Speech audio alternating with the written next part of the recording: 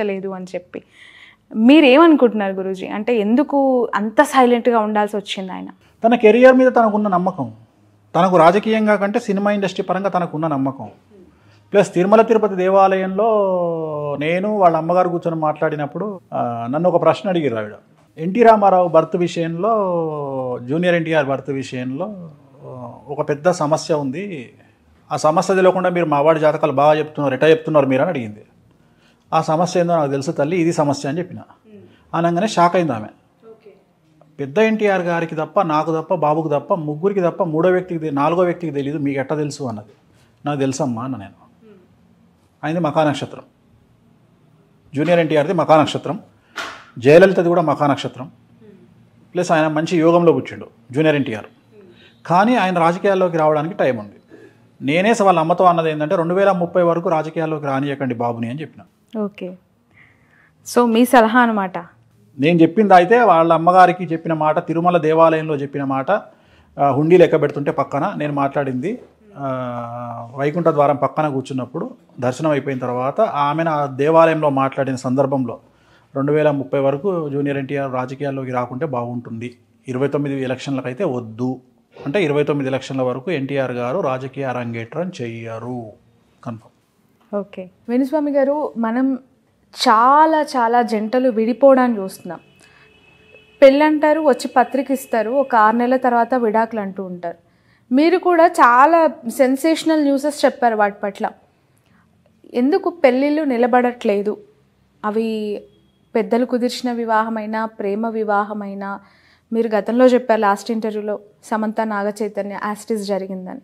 ఇప్పుడు మళ్ళీ కొత్తగా మ్యారిటల్ లైఫ్లోకి వచ్చిన జంటలు చాలామంది కూడా విడిపోయారు. బట్ ఆఫ్ ద రికార్డ్ నాకు చాలా చెప్తూ ఉంటారు, కానీ కొన్ని సెలబ్రిటీ జాతకాలకి సంబంధించి ఏం చెప్తారు? ఉదాహరణ ఇంకొక సెన్సేషనల్ కపుల్తో తీసుకుందాం. సో కొత్తగా పెళ్ళైన లావణ్య త్రిపాఠి అండ్ వరుణ్ తేజ్.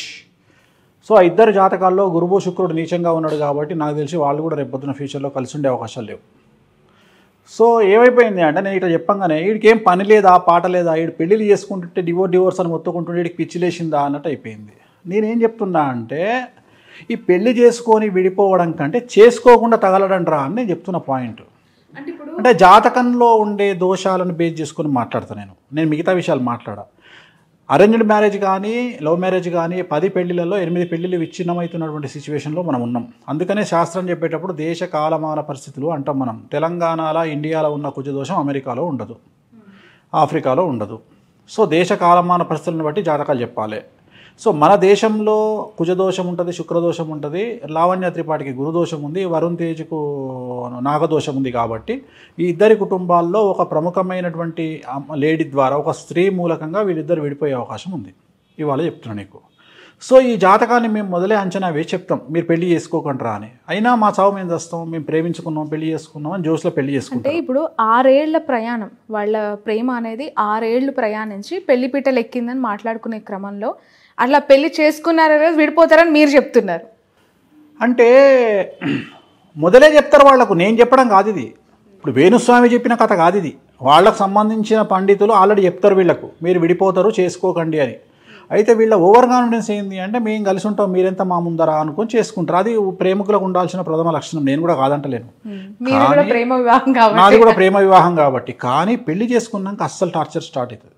పెళ్ళి ఎప్పుడు, నేను ఇంతకుముందు కూడా చెప్పిన నీకు, ప్రేమించిన అమ్మాయిని సంపాదించడం గొప్ప కాదు, పెళ్లి చేసుకున్న తర్వాత అమ్మాయిని కాపాడుకోవడం గొప్ప అనేది నా ఉద్దేశం. రెండోది ఏంటంటే, ఎప్పుడు కూడా మగవాడు అణిగిమణిగి ఉండాలి.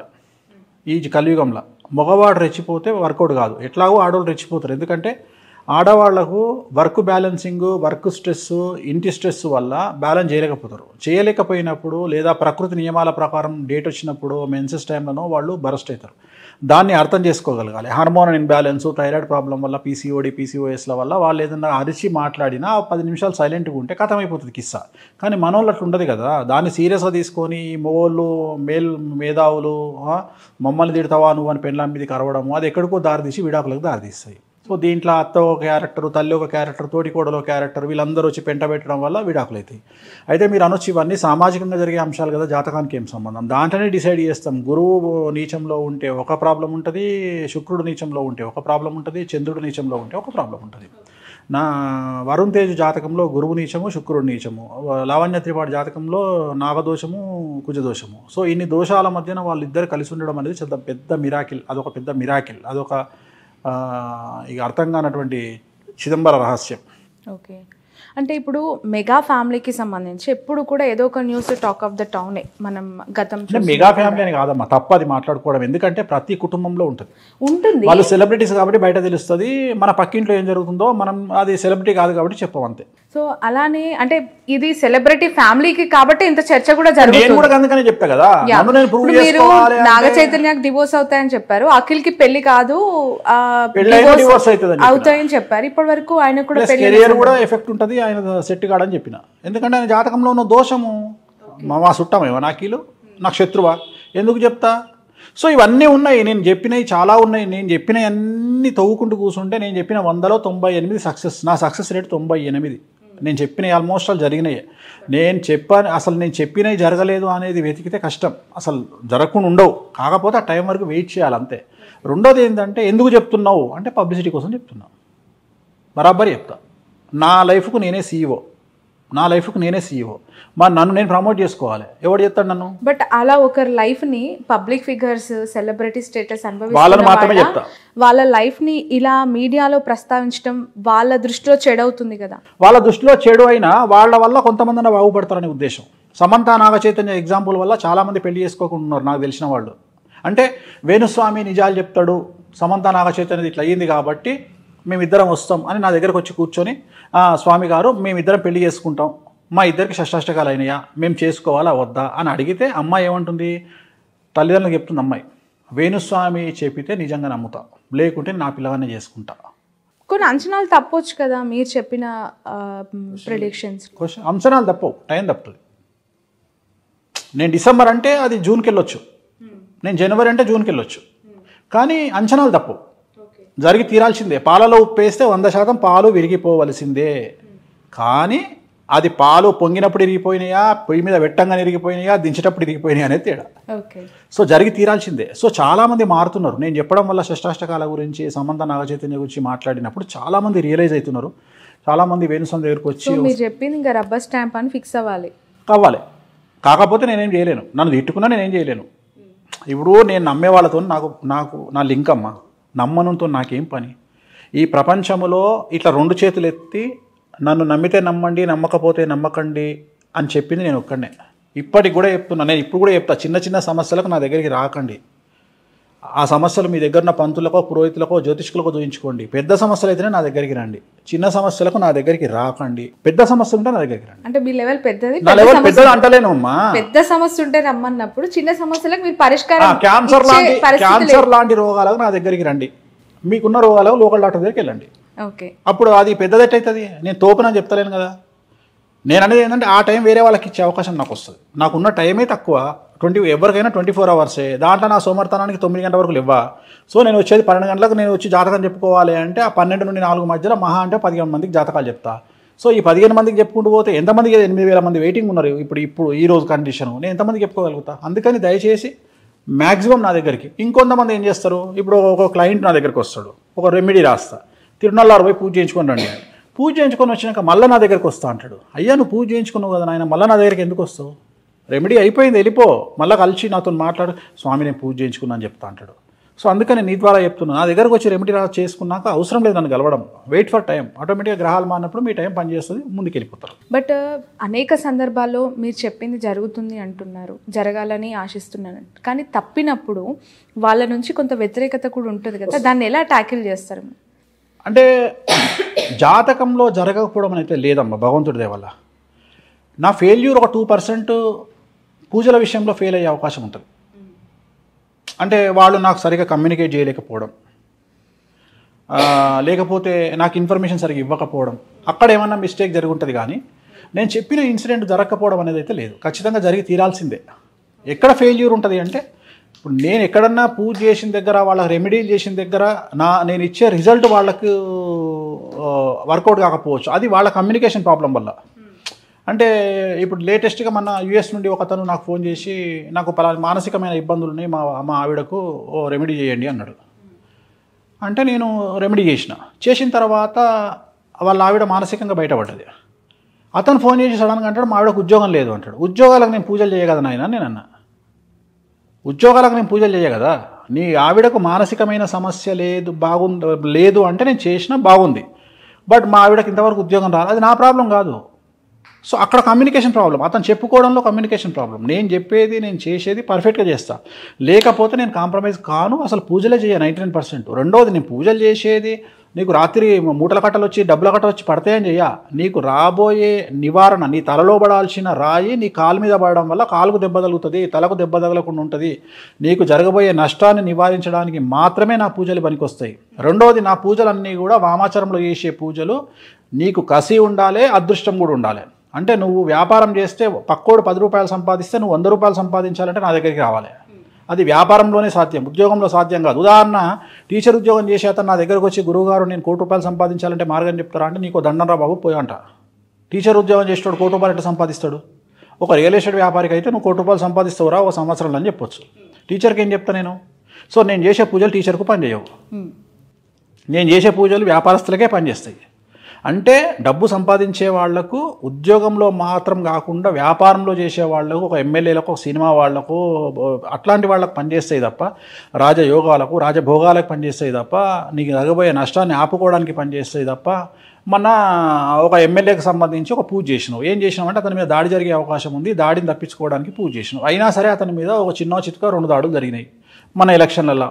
ఒక లీడరు స్వామి తప్పించుకున్నా నేను సంతోషం అన్నాడు, అంతే. ఇట్లాంటివి మనం చేసే పూజలు. జైలుకు పోయిండు, బెయిల్ కావాలి, బెయిల్కు కూడా పూజలు ఉంటాయి ఆ గురువు గారు అంటే ఉంటాయి ఖచ్చితంగా ఉంటాయి పూలు. బెయిల్ కారాగార దోష నివారణ అంటారు దాన్ని. అట్లనే ప్రతిదానికి ఒక బయటపడి శత్రువుల మీద జయం కోసం ఒక పూజ ఉంటుంది. సో మనం చేసే పూజల ఫలితాలు అనేటివి డిఫరెంట్ స్టైల్స్లో ఉంటాయి. నేను చేసిన పూజల ఫలితం తగ్గొచ్చేమో కానీ నేను చెప్పిన ప్రిడిక్షన్ మాత్రం ఎప్పుడు ఫెయిల్ అవ్వాలి. 99% ప్రిడిక్షన్ అచీవ్మెంట్ ఉంది, 98% పూజల అచీవ్మెంట్. ఒక 2% మాత్రం ఖచ్చితంగా మైనస్ అనేది ఉంటుంది. మాకు సరస్వతీదేవి ఇచ్చిన శాపం అనుకోండి. రైట్. అయితే ఇంతకుముందు జైలుకు వెళ్లకుండా నివారణ పూజలు చేయొచ్చు అన్నారు, బెయిల్ రావడానికి చేయొచ్చు అంటున్నారు. జగన్మోహన్ రెడ్డి గారు కూడా మళ్ళీ జైలుకి వెళ్ళే అవకాశం ఉందని పదే టీడీపీ నాయకులు చెప్తూ ఉంటారు కదా, అలాంటి అవకాశం ఉందా? ఉంటే ఈ పాటికి పూజలు అయిపోయాయి.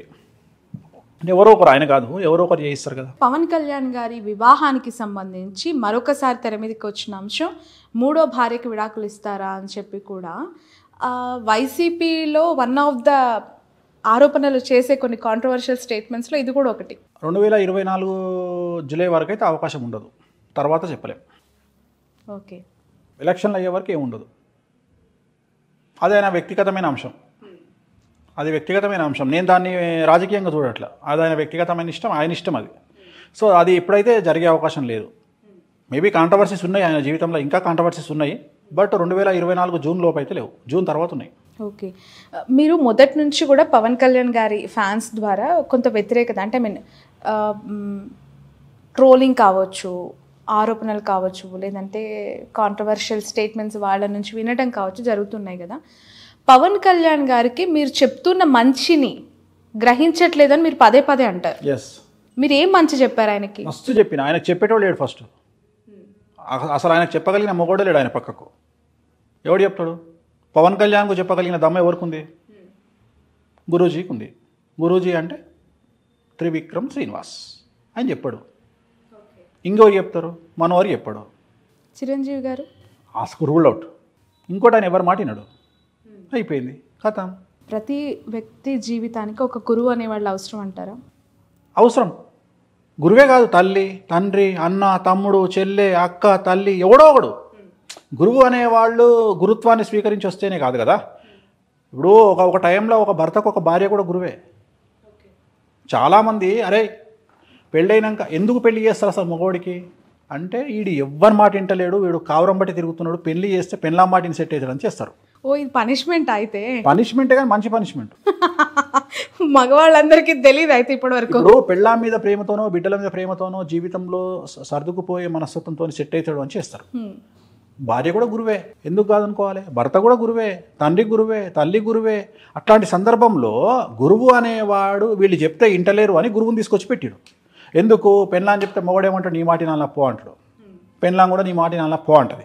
అందుకని వీళ్ళిద్దరు కలిసి నా దగ్గరకు వస్తారు. సో అట్లాంటి వాళ్ళకి నేను చెప్పేటప్పుడు వినాలి.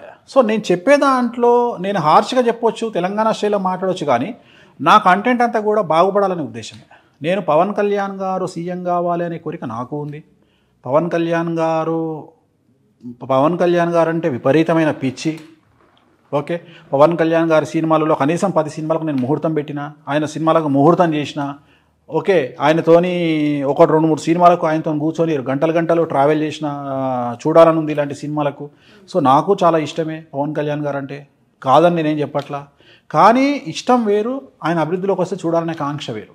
ప్రతి మనిషి, నేను ఒకటే అనుకుంటాను, నా దగ్గర ఉండే ప్రతి మనిషి అభివృద్ధిలోకి రావాలి, నాకు తెలిసిన ప్రతి మనిషి అభివృద్ధిలోకి రావాలి. నా కోరిక అదే తప్ప, నా అడ్వైజ్ అదే తప్ప ఈ నాశనం అయిపోవాలి నాకు లేదు. నాకు శత్రువులు మిత్రులు లేరు, అందరం బాగుపడాలా. పవన్ కళ్యాణ్ బాగుపడితే నేను సంతోషిస్తా. జగన్మోహన్ రెడ్డిని ఓడగొట్టి రేపు పవన్ కళ్యాణ్ సీఎం కావాలా, నేను అదే కోరుకుంటా. పవన్ కళ్యాణ్ ఓడగొట్టి ఇంకొకటి సీఎం కావాలి అంటే నేను జనాలు ఎదుగుతూ ఉండాలి, నేను కోరుకునేది అది. కానీ బ్యాడ్ నేమ్ తెచ్చుకోవద్దు, పవన్ కళ్యాణ్ లాగా బ్యాడ్ నేమ్. నేను అందుకని ఏమంటున్నా, పవన్ కళ్యాణ్ రాజకీయాల నాలెడ్జ్ లేనటువంటి పర్సన్. ఆయనది స్ట్రేట్ హార్ట్ ప్లస్ ఆయన తీసుకునే నిర్ణయాలు కూడా స్ట్రైట్గా ఉంటాయి, బోల్డ్గా ఉంటాయి. ఈ సంకుచితమైనటువంటి మనస్తత్వం కానీ ఈ కుటిల రాజకీయాలు కానీ ఆయనకు తెలియనప్పుడు ఏమవుతుంది, ఫెయిల్ అవుతారు. నేను అదే చెప్తున్నా, నేను మంచి వేరే చెప్తున్నా, కానీ ఆయన ఫ్యాన్స్ నన్ను అర్థం చేసుకునే విధానంలో తేడా ఉంది. ఇప్పుడు నన్ను మనదానిక జనసేన ఫ్యాన్స్ ట్రోల్ చేసిర్రు, నన్ను ఏమంటారు, పాజిటివ్ ట్రోల్ చేసిర్రు. ఏమని చేసిర్రు, జగన్మోహన్ రెడ్డి పైన అంటాడు 3 పెళ్ళిళ్ళు చేసుకున్నాడు పవన్ కళ్యాణ్ అని, కిందనే నాది వీడియో ఏమని అంటే 3 కాకుండా 30 చేసుకుంటాడు, నువ్వు చేసుకోవాలి. సో దాన్ని నన్ను వాడుకోరు కదా పాజిటివ్గా. అంటే నేను అదే అంటే నేను వ్యక్తిగతమైన అంశాల జోలికి పోవద్దని చెప్తా. సో నాకు పవన్ కళ్యాణ్ అంటే చాలా ఇష్టం, నేను ఆయన ఫ్యాన్నే. జల్సా సినిమా నేను కూడా చూసి చిట్టీలు చింపి ఎగిరేసినోన్నే జల్సా సినిమా. సో నాకు ఇష్టమే కదా. సో వ్యతిరేకం ఎందుకు ఉంటుంది నాకు. కాకపోతే ఆయన అభివృద్ధిలోకి రావాలనే ఒక రకమైన కసి ద్వారా నేను మాట్లాడే మాటల్లో కొద్దిగా హార్ష్నెస్ ఉంటుంది తప్ప నాకు ఆయన ఇష్టమే. ఆయన సినిమాల కెరియర్ ఏ విధంగా ఉందంటారు? సినిమాలు బాగానే ఉంటాయి, ఆయనకు తిరుగులేదమ్మా. ఆయనకు సినిమాలలో తిరుగులేదు, రాజకీయమే కష్టం. ఎందుకంటే కొంతమంది జాతకంలో ఒకటే ఉంటుంది, like Pawan Kalyan is like Rajinikanth, సినిమాలకే అంకితం. రాజకీయాలల్లో ఎక్స్పెక్టింగ్ 100 అయితే మనం 20 అంతే, 20 ఊహించుకోవాలి అంతే. అదే సినిమాలో 100కో 200 ఊహించుకో, సూపర్, తిరుగులేదు. రైట్. రాబోయే రోజుల్లో ఈ 2 తెలుగు రాష్ట్రాల్లో పొలిటికల్గా కావచ్చు, ఇతర రంగాల్లో కావచ్చు, ఏమైనా సంచలన వార్తలు ఉండబోతున్నాయంటారా? ఎందుకంటే మీరు చాలా విషయాలపైన రీసెర్చ్ చేస్తారు, హోంవర్క్ చేస్తారు. ఎందుకంటే ఎప్పటికప్పుడు రాజకీయాలు మారిపోతూ ఉన్నాయి. ఏపీలో చూస్తే జగన్మోహన్ రెడ్డి దగ్గర ఉండేవాళ్ళు కూడా జగన్మోహన్ రెడ్డి గారితో పాటు ఎప్పటికప్పుడు కాంట్రవర్షియల్ స్టేట్మెంట్స్లో ఇరుక్కుంటూ ఉంటారు. కొడాలి నాని గారు, సజ్జల రామకృష్ణారెడ్డి గారు, విజయసాయి రెడ్డి గారు, అలాగే the one and only aggressive women leader Roja garu. Telangana రాష్ట్రానికి సంబంధించి ఒక ప్రముఖ యువ నేత, ఒక ప్రముఖ రాజకీయ నాయకుడి కొడుకుకు సంబంధించినటువంటి స్కాండల్స్ ఆర్ పర్సనల్ లైఫ్ బయటకు వచ్చే అవకాశం ఉంది. అండర్లైన్, చాలా సంచలనమైనటువంటి విషయాలు బయటకు వచ్చే అవకాశం ఉంది. వ్యక్తిగతమైన అంశాలు అంటే మీకు అర్థమై ఉంటుంది, పర్సనల్ విషయాలు బయటకు వచ్చే అవకాశం ఉంది. అండ్ ఆంధ్రప్రదేశ్కు సంబంధించి ఒక మహిళా మంత్రికి సంబంధించిన మహిళా మంత్రికి సంబంధించిన వ్యవహారం కాంట్రవర్సీ అయ్యే అవకాశం ఉంది. అంటే అధికార దుర్వినియోగం చేస్తున్నారు అనేటువంటి విమర్శల వల్ల ఆమె మంత్రి పదవి కోల్పోవలసి రావచ్చు, రిజైన్ చేయాల్సిన పరిస్థితి రావచ్చు. 2024 లోపు వస్తే, ఎలక్షన్ లోపు, షార్ట్ పీరియడ్ ఉంది అయినా. లేదంటే ఒకవేళ జగన్మోహన్ రెడ్డి గారు ఆవిడని కనుక తీయొద్దు అనుకుంటే